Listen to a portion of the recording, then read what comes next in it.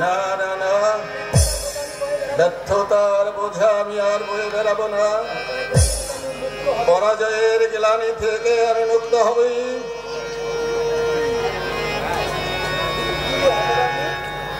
কিরে কিরে হতভাগী, তুই বোধহয় ভাবছিস তোর এই হতভাগ্য দাদা তোর কথা ভুলে গেছে। না রে না, তোর না বলা কথা আজ আমার হৃদয় কি কত বিক্ষত করে দিচ্ছে। কার ছবি মুখে করে বসে আছিস? নিশ্চয়ই তোর প্রেমিকা। আর তুই জেলে গেছিস, জেনে তোর প্রেমিকা তোকে প্রত্যাখ্যান করেছে, তাই তো? তুই বৃথাই চোখের জলের অপচয় করছিস, বুঝতে পারছিস? এই যুগের মেয়েরা যেমন সহজে পুরুষদের মন দেয়, তেমনি অতি সহজে আবার সেই মন ফিরিয়ে নেয়, বুঝতে পেরেছিস? গিয়ে তোর সেই প্রেমিকা হয়তো অন্য কোনো পুরুষের সংসার করছে, তোর স্মৃতি তাকে একটু দংশন করছে না। না বাবলা না, এ আমার কাছে তুই গোপন করতে চাইছিস, তাই না? আরে ব্রাদার, এই ভাবলা অবস্থানের চোখকে ফাঁকি দেওয়া অত সহজ নয়, বুঝতে পেরেছিস? আমি প্রতিদিন রাত্রে দেখি ঘুমের ঘরে তুই একটা মেয়ের নাম ধরে চিৎকার করে উঠিস। হ্যাঁ নিশ্চিত তোর দুঃখ, তোর যন্ত্রণা, তোর ব্যথা আমি বুঝতে পারি না ভেবেছিস?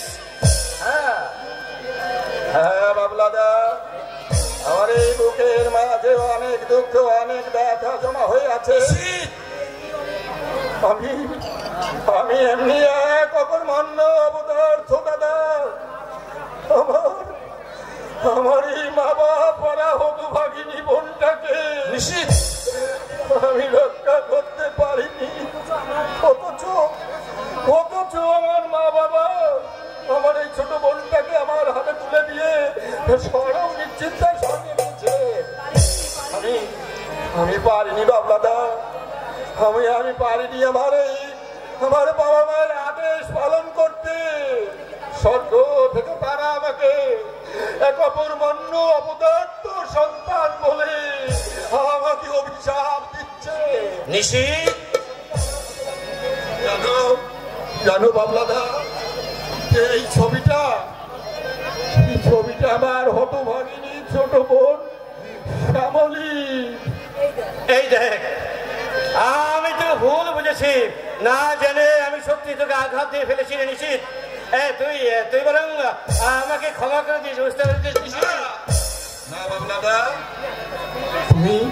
তুমি আমার কাছে কেন ক্ষমা চাইছো? হ্যাঁ হ্যাঁ, আমি তোর কাছে ক্ষমা চাইছি নিশিত। আর কি জানিস, এই বাবলা মস্তান তার জীবনে প্রথম তোর কাছে ক্ষমা চাইছে। আরে কেন ক্ষমা চাইছে জানিস? কারণ ওই শ্যামলী শুধু তোর একার বোন নয়, আজ থেকে শ্যামলী আমারও বোন। আর শ্যামলীর খুনি সে শুধু তোরই শত্রু নয়, আজ থেকে সে ওই বাবলা মস্তানের শত্রু হয়ে গেছে। তুমি? হ্যাঁ নিশিত, হ্যাঁ। মানুষ দূরে থাকলেই পর আর কাছে এলেই আপন হয়ে যায়। আমাকে যখন তুই দাদা বলে দেখেছিস, তখন তোর দুঃখ সুখ সবই তো আমি ভাগ করে নেবো। আর যদি ভাগ করতে না পারলাম, তাহলে দাদা হওয়ার সার্থকতা কোথায় বলতে পারিস নিশিত? তোমার এই ভালোবাসা আমি এমন করে শোধ করবো বাবলাদা, আবর্জনা করে থাকা স্তূপ থেকে তুলে এনে তুমি আমাকে তোমার বুকে ঠাঁই দিয়েছ।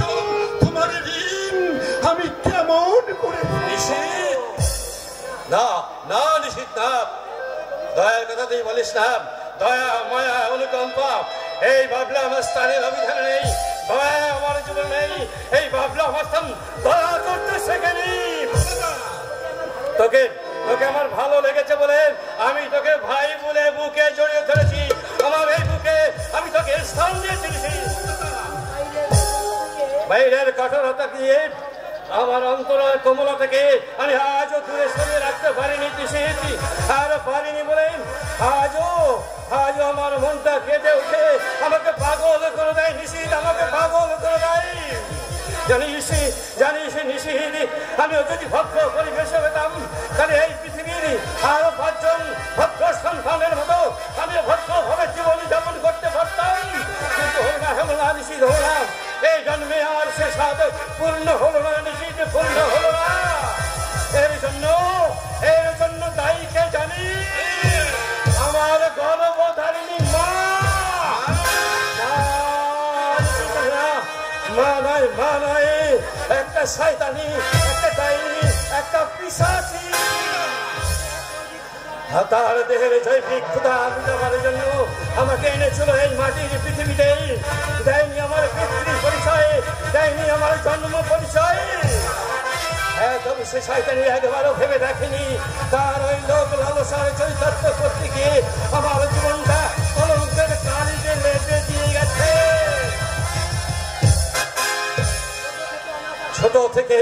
আমি ছোট থেকে অনাথ আশ্রমে মানুষ হয়েছে নিশ্চিত। কখনো মনে হতো এই আশ্রম থেকে বাইরে বেরোতে পারলেন আমার বাইরের আলো আমাকে গ্রহণ করবে। তাই তো একদিন রাতের অন্ধকারে আশ্রমের বালিশ পায়, আশ্রমের পাঁচের ডোবকে আমি পালিয়ে এসেছি। কিন্তু ধারে নিষিদ্ধ আর তা হলো না নিষিদ্ধ। আগাছার মতো এই পৃথিবীর বুকে যে বেড়ে উঠেছে, যার কোনো জন্ম পরিচয় নেই, এই যুগের মানুষ তাকে আশ্রয় দিল না, তার মুখে ঝুলে দিল থুতু, ঘৃণার অবজ্ঞার অবহেলা।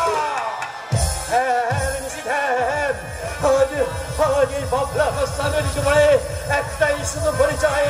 কি পরিচয় জানিস?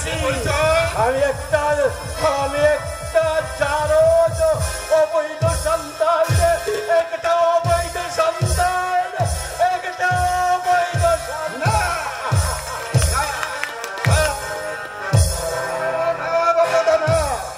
তুমি অবৈধ নও। আমি যতটুকু চিনেছি, যতটুকু বুঝেছি, তুমি সত্যিকারের মানুষ।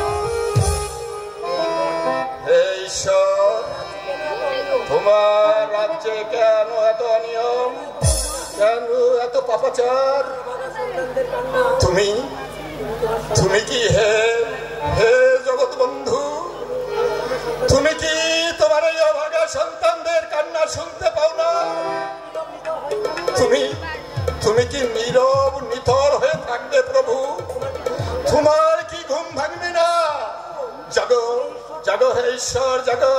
যারা তোমার এই সুন্দর পৃথিবীতে বসবাসের অযোগ্য করে তুলছেন, তুমি তাদেরকে শাস্তি দাও প্রভু। তুমি ভয়াল মূর্তিতে জেগে ওঠো, তুমি জেগে ওঠো প্রভু। তুমি তাদের শাস্তি দাও, তুমি তাদের শাস্তি দাও। হে প্রভু, তুমি রক্ষা করো তোমার এই দীন সন্তানদের।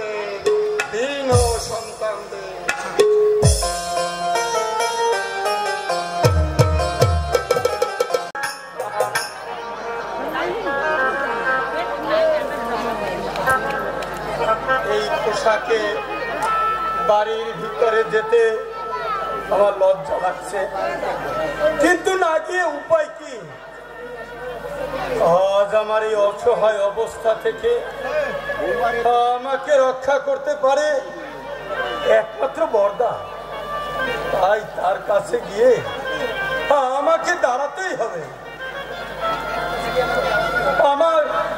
আমার বরদার কাছে গিয়ে দাঁড়াতেই হবে।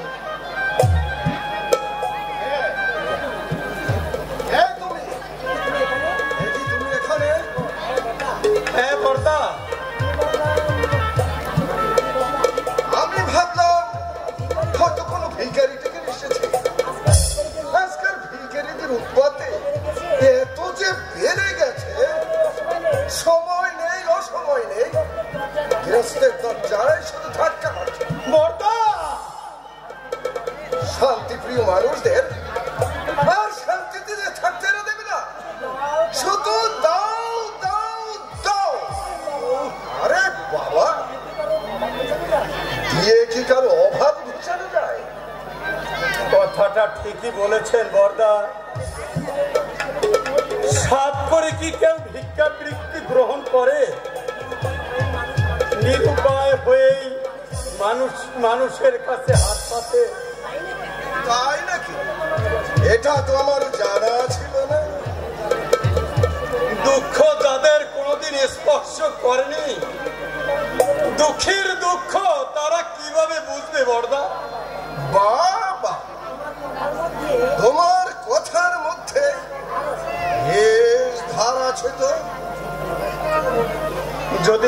উদাস কিছু বলে থাকি আমাকে ক্ষমা করবেন বর্দা। কেউটি হয়ে বিষ উকড়ে দিয়ে আবার সেই বিষ ভুলে নেবার কায়দাটাও বেশ ভালো জানো। আমারই ভুল হয়েছে বর্দা। আপনি গুরুজন, আপনার সঙ্গে তর্ক করা আমার মোটেই ভালো হয়নি। আসলে আসলে আমার মাথায় কদিন ধরে একটা অশুভ চিন্তা কুড়ে কুড়ে খাচ্ছে। শত সহস্র বিচ্ছিক দংশনে আমার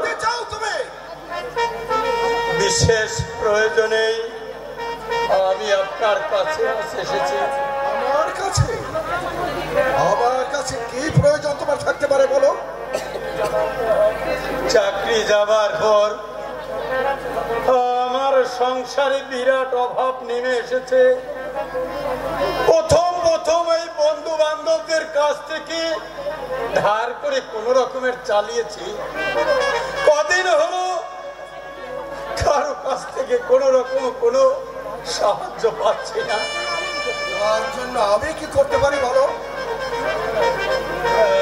এমন কিছু নয় বর্দা, আপনি যদি আমাকে কিছু টাকা ধার দেন অবশ্য আমি যে কোনো একটা কাজ পেলেই আমি আপনার টাকা শোধ করে দেবো বর্দা। আমার ছেলেটা 5 দিন সুখে শয্যাশায়ী। আমি তার মুখে এক ফোঁটা ওষুধ তুলে দিতে পারিনি। পারবে কি করে? বড় বড় গুলি আওড়ালে পেট ভরে না, তার জন্য কর্মদক্ষতা থাকতে হয়। কি বলছেন বর্দা? ঠিকই বলছে। কারখানায় শ্রমিক নেতা সাথে নেতা হবার সাথ জন্মের মতো মিটে গেছে। তো ঠিকই হয়েছে, তোমার এই শাস্তির প্রয়োজন ছিল। বর্দা, এ কথা আর যার মুখে শোভা পায়? আপনার মতো শিক্ষিত মানুষের মুখে অন্তত এই কথা শোভা পায় না বর্দা। শোভা পায় আর শোভা পায় না, সেটা তোমার কাছ থেকে শিখতে হবে না। আপনি অযথাই উত্তেজিত হচ্ছেন বর্দা।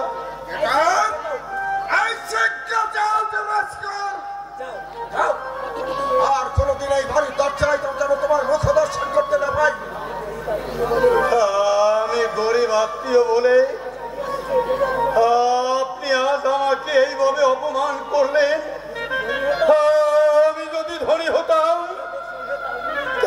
আপনাদের সঙ্গে তাল মিলিয়ে চলতে পারতাম, তাহলে আমার কপালে এই লাঞ্ছনা অন্তত পেতে হতো না বর্দা। আত্মীয় তোমার মতো অপদার্থকে আত্মীয় বলে আমি স্বীকার করি না।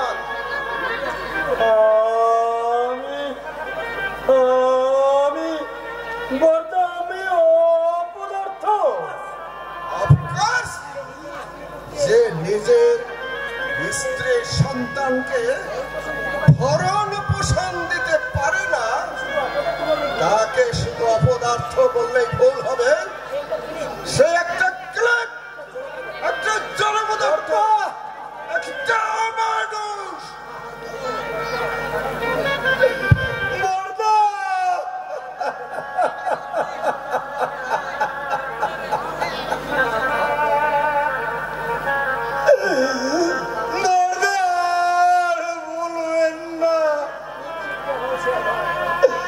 খুব শিক্ষা হয়েছে আমার।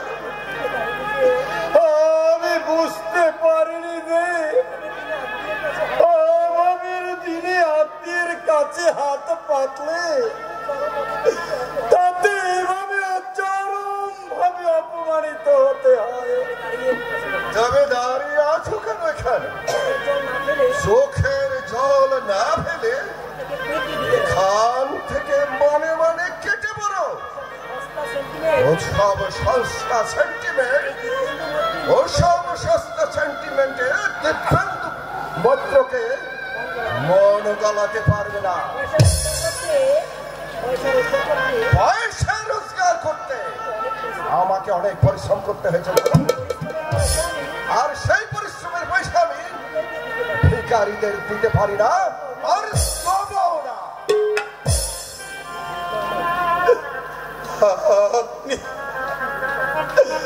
আপনি ভুল করলেন বর্দা। আজ আমি নিঃস্ব, রিক্ত, পথের ভিখিরি। কিন্তু বর্দা, আপনার বোন সরজু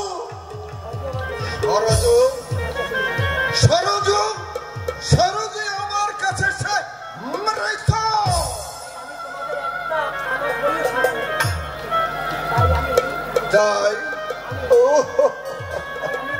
তাই আমি তোমাদের একটা কানা করিও সাহায্য করব না। এরপরে আপনি সাহায্য করলেও আমি হাতে পেতে নিতে পারবো না। তাতে যদি আমার ওই একমাত্র সন্তানের বিনা চিকিৎসায় মৃত্যু হয়, বাবা, ওই আমি চোখের সামনে সন্তানের সেই মৃত্যু দৃশ্য দেখব, তবু এই বড় লোক আত্মীয়ের দেয়া অশ্রদ্ধার দান নিয়ে রক্ত মাংসের শিশুকে আমি বাঁচিয়ে তুলব না, তুলতেও পারবো না বর্দা। গরিব আত্মীয় বলে আজ আমি বর্দা, আপনি আজকে আমার প্রতি যে ব্যবহার করলেন, মৃত্যুর আগে পর্যন্ত আমার স্মৃতির পৃষ্ঠায় স্বর্ণাক করে লেখা থাকবে। আর আমার এই ব্যর্থ জীবনে দিনলিপিতে চোখের পানিতে শুধু একটা কথাই লিখে যাব, ভগবান যাকে কাঙাল সাজায় তাকে মানুষ অনেক দুঃখ দেয়, অনেক দুঃখ দেয়, অনেক দুঃখ দেয়। সত্য সব ভোগান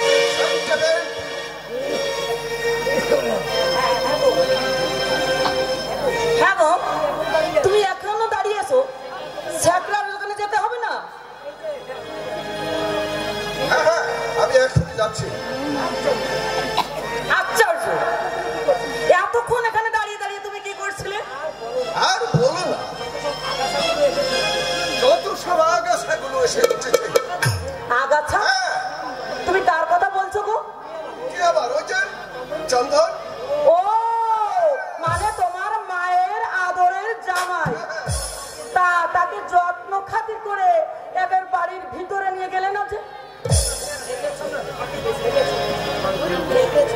দেখেছ,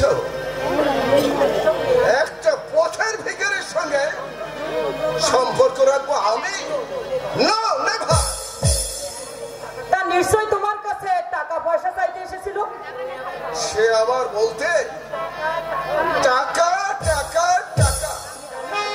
তুমি দাওনি তো টাকা? আরে না না, আজ বেশ দু চার কথা শুনিয়ে দিয়েছি। যদি বিবেকে বলে কিছু থাকে আর কোনোদিন সেই লজ্জায় আসবে না।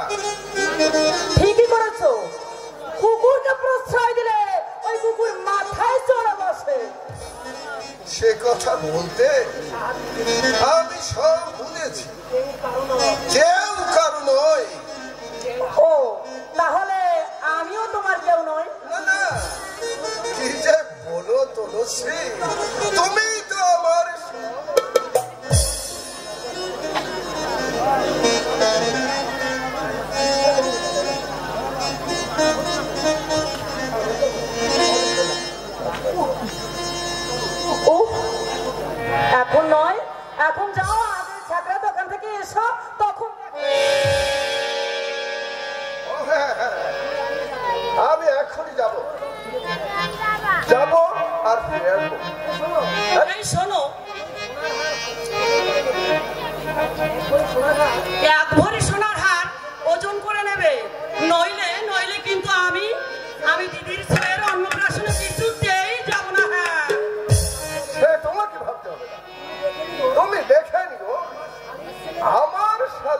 ছেলে প্রেজেন্টেশনটা সবচেয়ে সেরা উপহার হবে।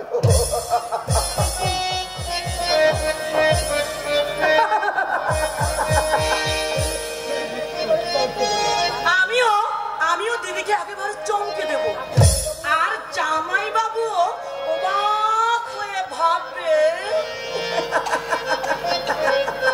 জামাই বাবু ভাববে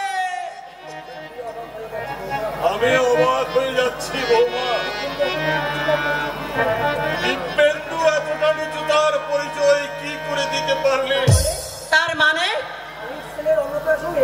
শালীর ছেলের অন্নপ্রাশনে হাজার হাজার টাকা খরচ করতে পারছে, অথচ বোন ভগ্নিপতির দুর্দিনে তাদের পাশে একটু দাঁড়ানোটা কর্তব্য বলে মনে করছে না।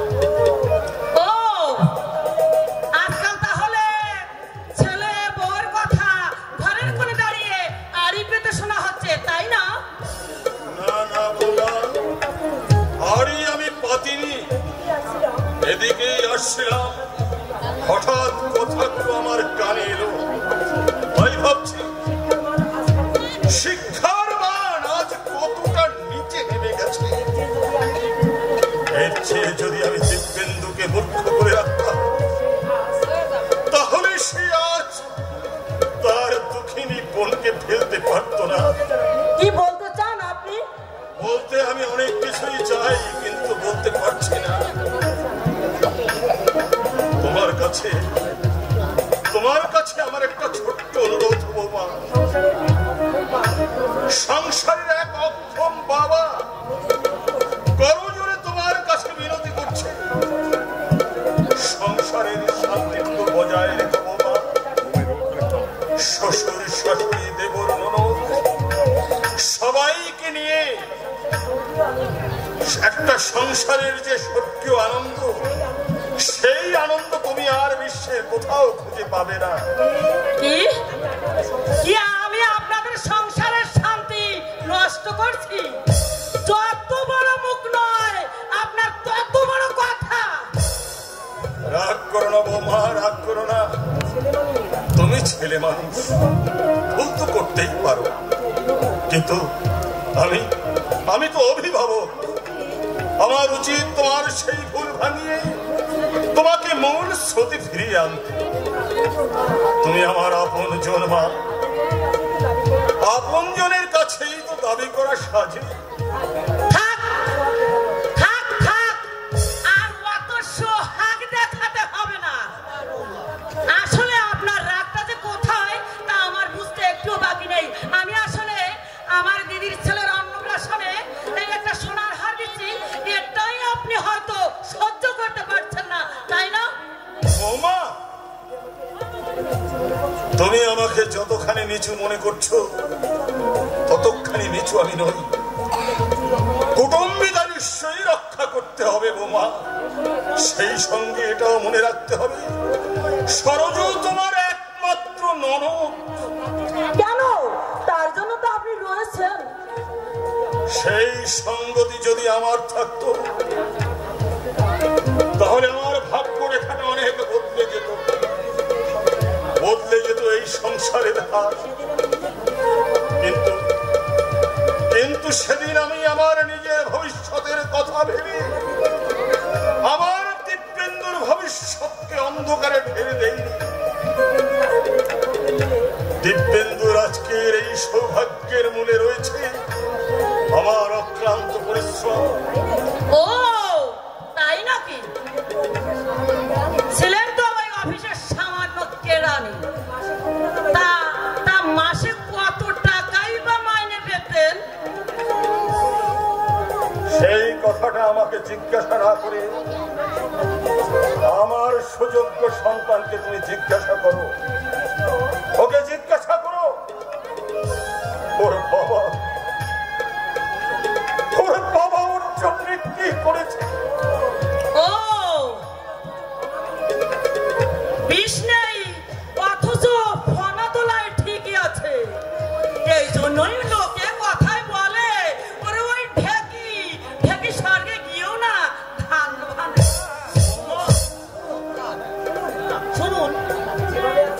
যেভাবে আছেন ঠিক সেইভাবে থাকবার চেষ্টা করবেন।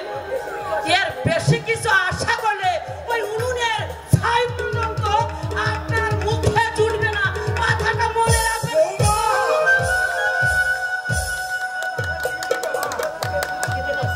বলি এখনো দুবেলা দুমুঠো পেট পুরে খেতে পারছে। এরপরে আপনাদের কপালে ওই ছাই কেন ছাই কিছু এখনো জল দানা তাও জুটবে না, বুঝলেন? কথাটা একটু মাথায় ঢুকিয়ে রাখবেন, ভবিষ্যতে উপকার হবে।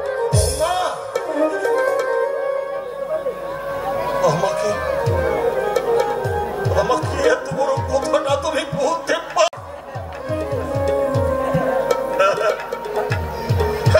তুমি পারবেই তো। আজ যে তুমি সাজানো সংসার পেয়েছো কীর্তিমান স্বামী, তাই সকলকে আজ তুমি শুধু দুপায়ে বাড়িয়ে যেতে চাইছো।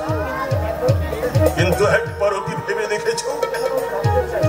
আমি একবার ভাবিওনি, আর আমি ভাবতেও চাই। আর শুনুন, আমি আপনাকে লাস্ট ওয়ার্নিং দিচ্ছি, ভবিষ্যতের কোনোদিন এভাবে ইতরের মতো চিৎকার করে এই পাড়াটাকে একেবারে মাথায় তুলবেন না। বৌমা, কি বললে তুমি? আমি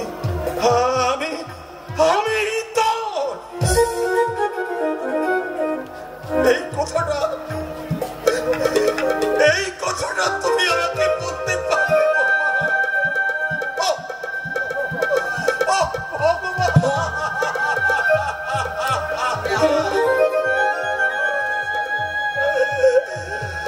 আমার অদৃষ্টে তুমি লিখেছিলে ভগবান,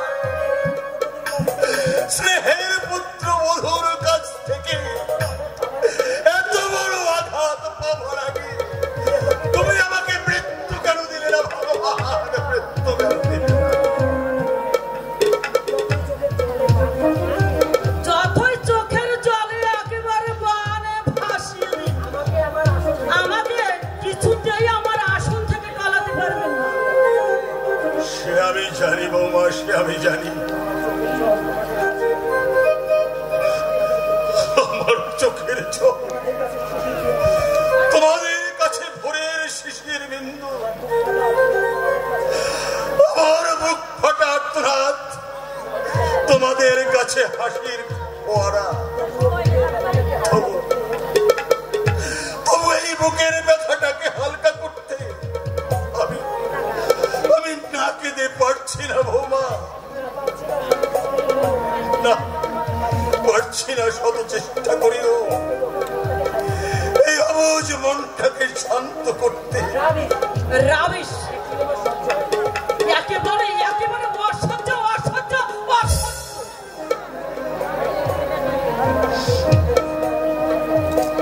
বাবা, তোমার কাছে বৃদ্ধে অশ্রু ভরা শকত রাগতি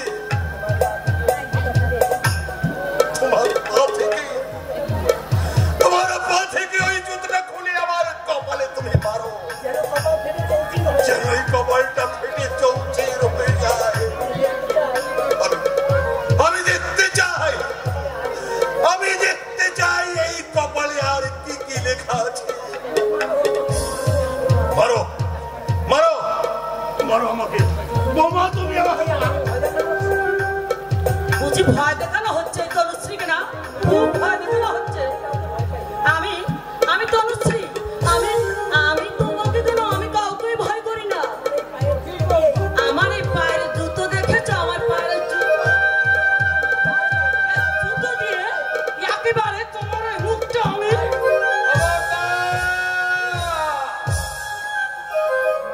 তোমার ওই হাতের জুতোটা কতখানি মজবুত পরীক্ষা করে নিতেন।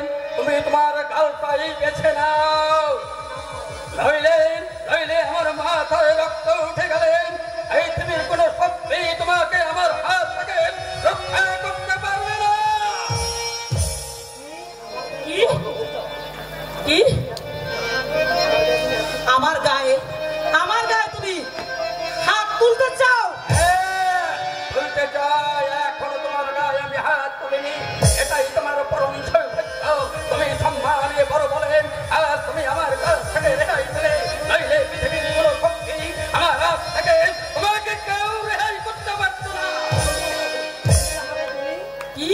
কি বললে? কি বললে কি তুমি আমাকে? স্বার্থপরতে যে মানুষকে কতখানি নিচে নামাতে পারে তার প্রমাণ তুমি নিজেই। তুমি না বাংলার শিক্ষিতা নারী, অতি পদে পদে তুমি শিক্ষার জাহির করে তোলো। বাংলার শিক্ষিতা নারী ওর অশিক্ষার বশীভূত হয়ে বৃদ্ধি তুলল শ্বশুরের গায়ে তুমি জুতো মারতে তোমার দিকে এতটুকু বাঁচব না। আমি আমি হ্যাঁ, তোমার শিক্ষার অহংকার তোমাকে বাপের পঙ্গির আবর্জনায় নিয়ে গেছে। ভুলে গেছো তুমি বাংলার চিরন্ত নারীর আদর্শ। তোমার মধ্যে যদি এতটুকু মনুষ্যত্বের ছিটামোটা থাকতো তাহলে এখন তোমার ওই উঁচু মাথাটা তুমি এখানে দাঁড়িয়ে থাকতে পারতো না। তোমার ওই বিদ্যুৎ করলো শ্বশুরের পায়ে তোমার ওই উঁচু মাথাটা এতক্ষণে হয়তো তোমার লুকিয়ে করতে পারতো, কিন্তু তা তুমি করতে পারো না। কারণ তুমি হচ্ছ বাংলার এই উঁচু আধুনিকা। আধুনিকা শুধু এই সংসার করতে পারে, সংসার ভাঙতে পারে, কিন্তু করতে পারে না।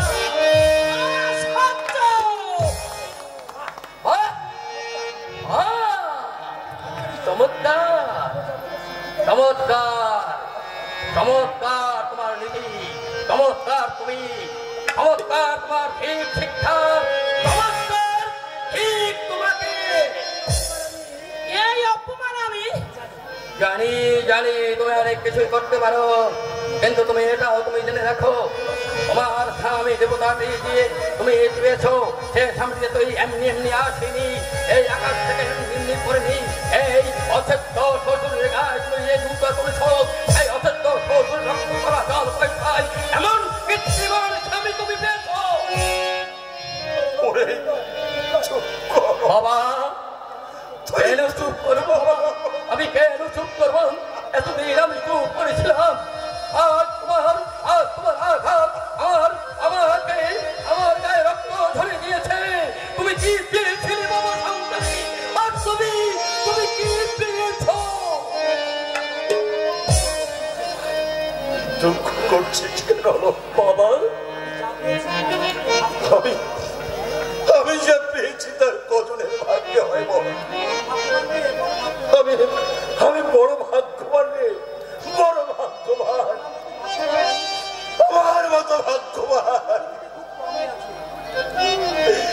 এই পৃথিবীতে খুব কমই আছে বাবা। আমার পরম যাওয়া আজ 16 কলায় পূর্ণ হয়েছে বাবা। আর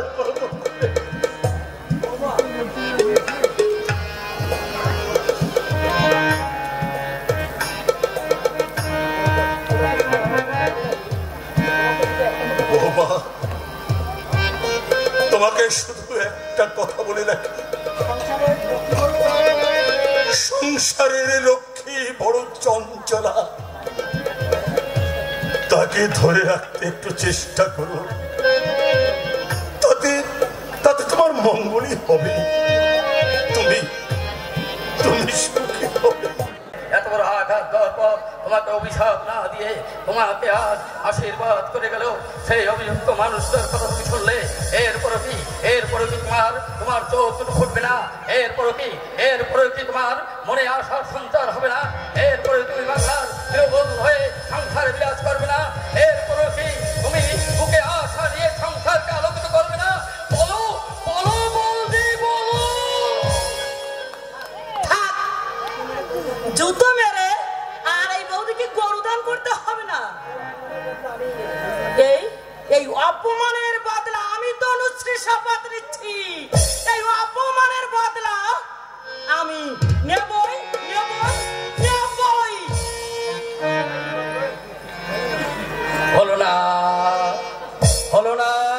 হলো না আকাশ মেঘ মুক্ত, আবার এরপর হয়তো ঝড় উঠবে, সেই ঘরের বাল্য বৃদ্ধে আমরা কে কোথায় ছিটকে পড়বো।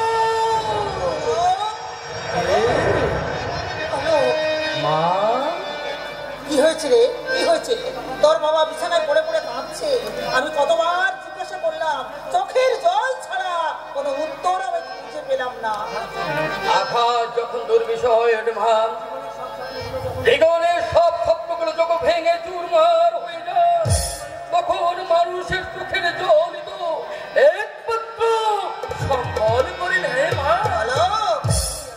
আমি জানি রে, আমি সবই জানি, কিন্তু তোর বাবা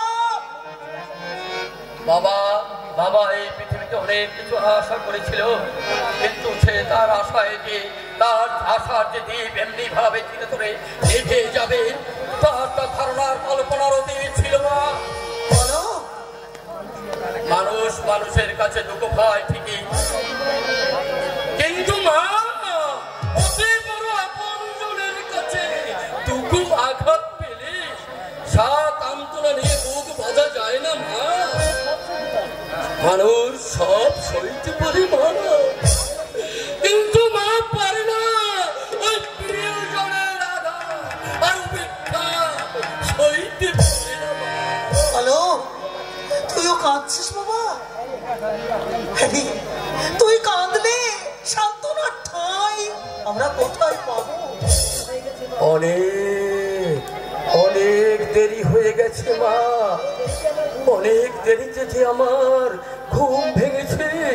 সংসার সম্বন্ধে আমি এতদিন উদাসীন ছিলাম, আজ আমি বুঝতে পেরেছি তাতে আর আমার এক মুহূর্ত দেরি করে চলবে না।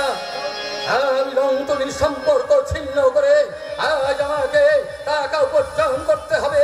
বাবা মায়ের মুখে হাসি ফোটাতেই হবে, বাবা আমার হাসি ফোটাতেই হবে। বাবা আমার হাসি ফোটানো আমার জীবনের মা একমাত্র লক্ষ্য। না না, তোর সাধনাকে তুই মা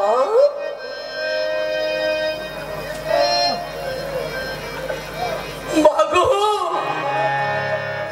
বাবা মায়ের চোখের জল পড়লে সন্তানদের কোনোদিন সাধনায় সিদ্ধি লাভ করতে পারে না মা।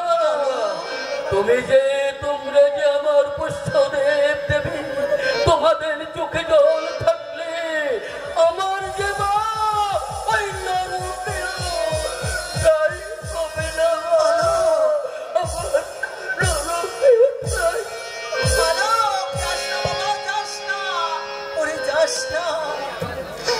আমাদের দুর্ভাগ্যের অন্ধকারে সৌভাগ্যের আলো জ্বালাতে গিয়ে তুই নিজেকে শেষ করে দিস না। কথা শোন, কথা শোন।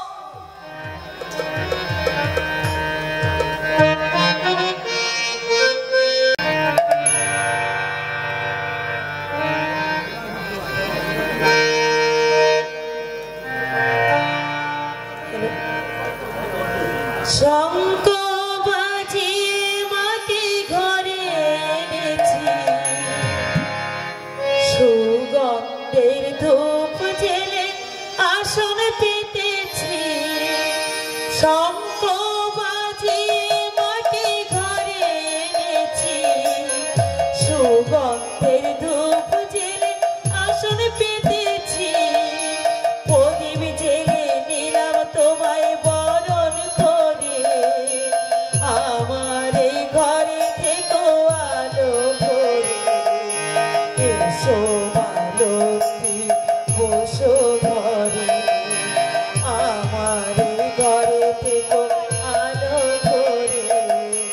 এসো মালতী বসো ঘরে, আমার এই ঘরে থেকো আলো ভরে।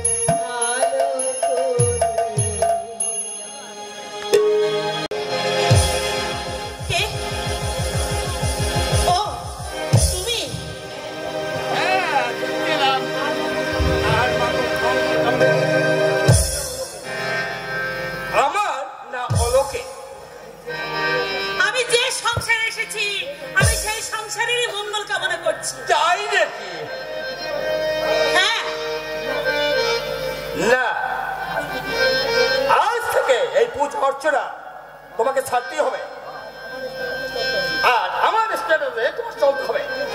আমি যা বলবো করতে হবে। আমি হিন্দু নারী, পূজা অর্চনা সেবা করাই আমার, এই সংসারের মঙ্গল কামনা করাই হচ্ছে আমার কাজ। শোনো দুর্বা,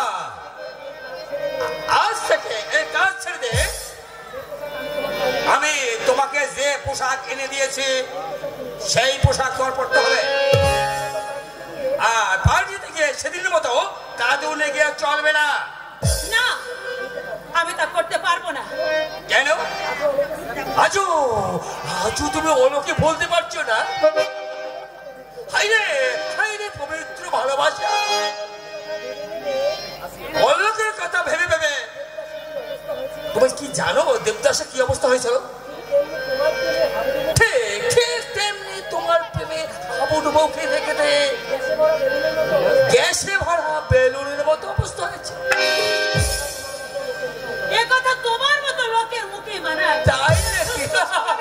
লোকের মুখে এ কথা মানায় না। তোমার মতো সেখানে আলকাঞ্চার মেয়েকে আমি তুলে এনেছি, কিন্তু আমার সত্যি মস্তিষ্কে তুমি হয়তো বুঝেছ তোমার মতো সুন্দরী মেয়েকে আমি বিয়ে করেছি নয় বুদ্ধি নিয়ে আমার ঘর আলো করতে। কিন্তু না না না না না না না, সে ধারণা কিন্তু তোমার ভুল। কোন প্রলোভনে আমার হিন্দু নারীর অধিকার তুমি কেড়ে নিও না। আমি তোমাদের ঠাকুর ঘরে তুমি জুতো পায়ে দিয়ে এসেছো। ঠাকুর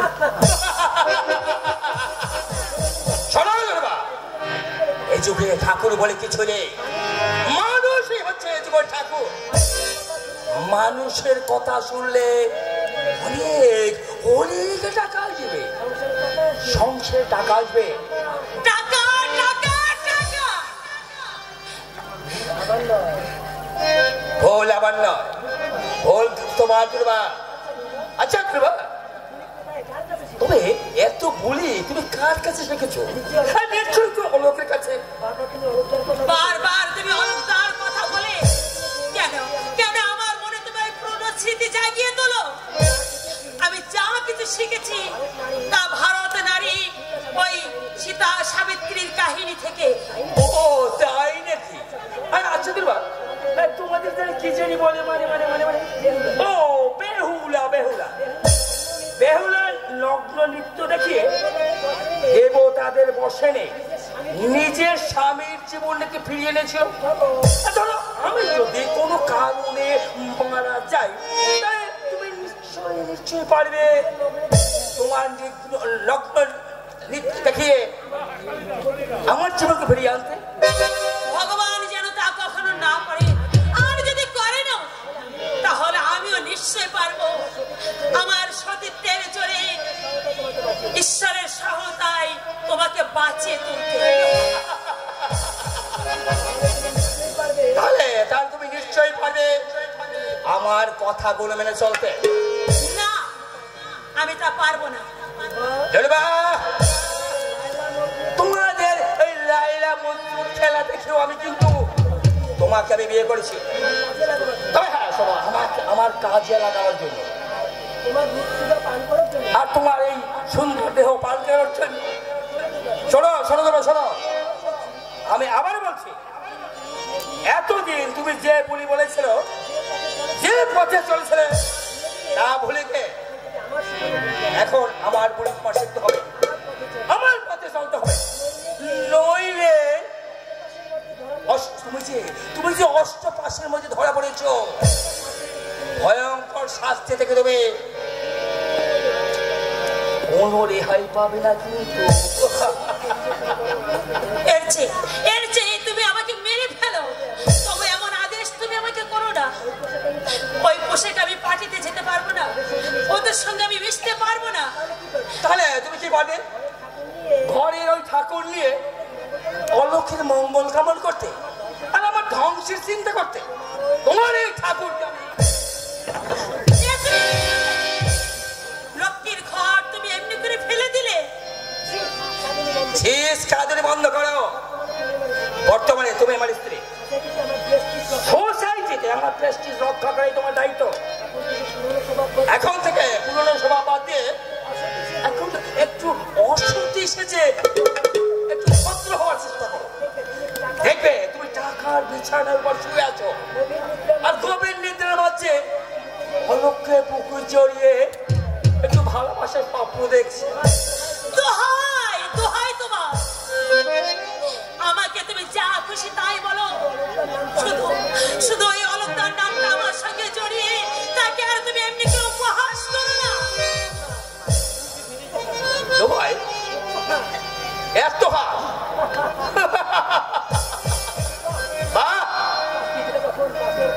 পাখিটা যখন পাশে খেসা ছিল তখন যা বলি বলতো, এখন তাকে দেখি এখন দেখছি যে অন্য বলি বলতে শিখেছি।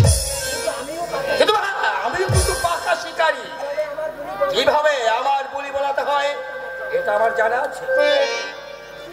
চিন্তা করো না, আমি তোমাকে মেরি লেখছে ছাড়োয়ার এবং তার অপশনটা পাওয়া ফেলবো, আর তার সঙ্গে একটু সামথিং সামথিং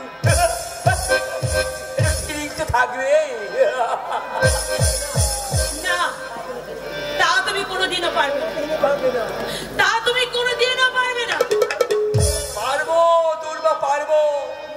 এই বিপুল সান্যাল বড় বড় গাছ কেটে বাগান পরিষ্কার করে দিয়েছে, তুমি তোকে সামান্য দুর্বা, তোমাকে ছাড়া আমার কাছে কি শোনো? আমি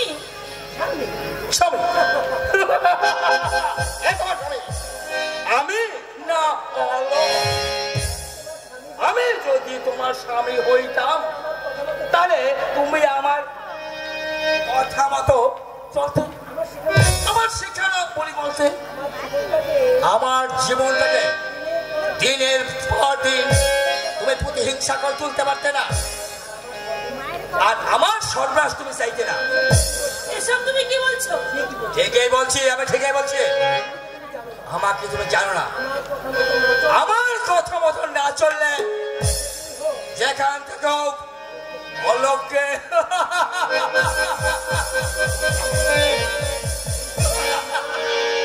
না, এমন কাজ তুমি করতে চেও না। একটা মুক্ত পাখিকে তাকে তুমি আকাশে উড়ে বেড়াতে দাও। আজ থেকে তুমি আমাকে যা বলবে আমি আমি আমি তাই করব। আমি পার্টিতে যাব, আমি নোংরা পোশাক পরবো, আমি ডান্স করব, পর পুরুষকে নিজের স্বামীর সামনে আমি রক্ত করব। কিন্তু দোহাই তোমার, এমন কাজ তুমি করো না, এমন কাজ তুমি করো না, এমন কাজ। আমি জানি তুমি বস মানবে, আমি যে পাক্কা শিকারী। সকাল থেকে বন্দুক দিয়ে ঘুরে ঘুরে একটা শিকার আমি করতে পারিনি, তবে হ্যাঁ একটা বড় শিকার উঠতে পেয়েছি, সেটা হচ্ছে দুর্বল।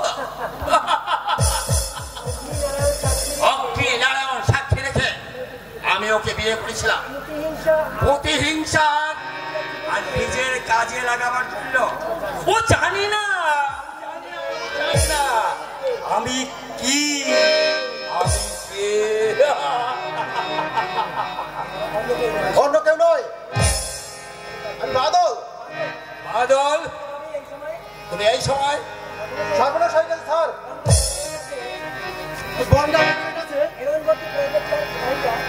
হিরোইন ভর্তি প্রাইভেট গাড়িটা পুলিশ রেড করেছে।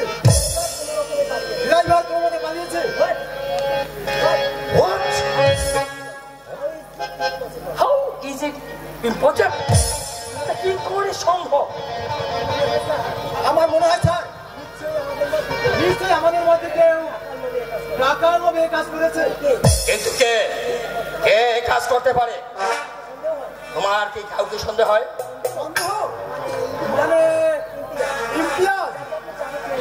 আপনি যাকে চাবুক মেরেছিলেন হয়তো ওরই কাজ। ইমতিয়াজ ইমানকে চাবো ধনাবাদন তুমি দলের সবাইকে জানিয়ে দাও যে কেউ ইমতিয়াজকে ধরিয়ে দিতে পারবে তাকে আমি 5,000 টাকা পুরস্কার দেবো। ঠিক আছে স্যার। শোনো বলুন স্যার। তুমি এখনই গাড়ি নিয়ে যেসব জায়গায় আমাদের মাল লেনদেন হচ্ছে সেই সব জায়গায় তুমি জানিয়ে দাও, তারা যেন সবাই সাবধান ছাড়ে।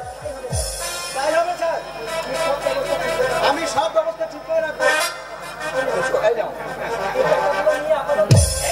তুমি আপাতত কয়েকদিন দূরে অন্য কোথায় থাকো।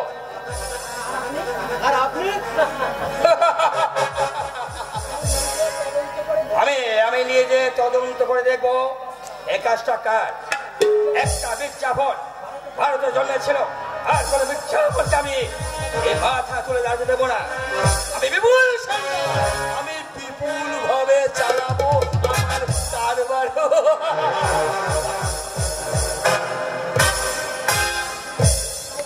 তাই তো, কে এমন বেইমানি করতে পারে?